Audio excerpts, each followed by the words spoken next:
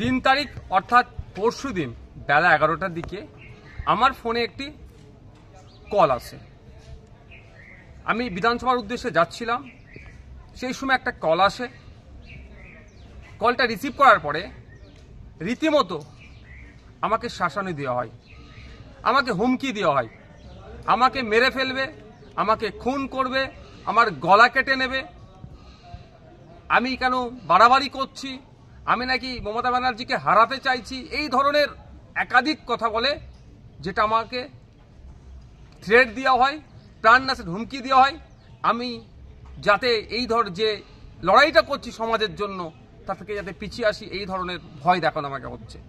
আমি এই বিষয়টা নিয়ে কনসার্ন ডিপার্টমেন্টাল যারা আধিকারিক আছেন তাদের কাছে চিঠি করেছি, তাদেরকে জানিয়েছি এফআইআর হিসাবে ট্রিট করার জন্য, নাম্বারটা দিয়েছি, কোন অ্যাড্রেস কোথা থেকে বলেছে সেইগুলো প্রোভাইড করেছি। আমি আশা করছি রাজ্য সরকারের রাজ্য প্রশাসন এটা সত্য উদ্ঘাটন করবে।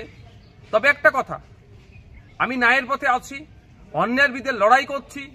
তিলোত্তমা থেকে শুরু করে সাবির মল্লিকের যেভাবে হরিয়ানাতে পিটিয়ে খুন করা হলো তার বিরুদ্ধে কথা বলেছি, আবু সিদ্দিক হালদার, শিকারি মোড়া, বিভিন্ন ইস্যুতে যেভাবে মাঠে ময়দানে লড়াই করছে এবং বিধানসভার মধ্যে কথা বলছি, অনেকের কি গাপ্ত দেওয়া হচ্ছে, আমাকে থ্রেট দেওয়া হচ্ছে, আমাকে কি চুপ করে যেতে বলা হচ্ছে?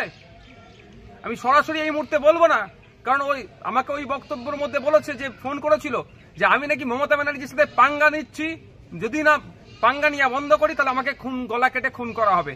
আমি বলছি না এটা তৃণমূল কংগ্রেস করেছে, তদন্ত সাপেক্ষ। আমি এখনই বলে দিচ্ছি না যে তৃণমূল কংগ্রেস করেছে, তদন্ত সাপেক্ষ।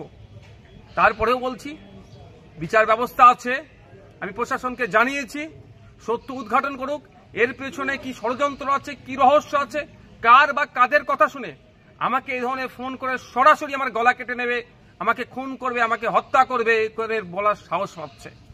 পরিশেষে একটা কথাই বলবো, আমাকে এই ফোন টোন করিয়ে কেউ যদি মনে করে নওশাদ সিদ্দিকীকে জেল খাটালাম, মিথ্যা মামলা একাধিক দিলাম, তারপর নওশাদ সিদ্দিকী দমছে না, যদি কেউ মনে করে আমাকে এই ধরনের কল করিয়ে থ্রেট দিয়ে আমাকে ভয় দেখিয়ে দমিয়ে দেবে, সে কিন্তু দিবা স্বপ্ন দেখছে।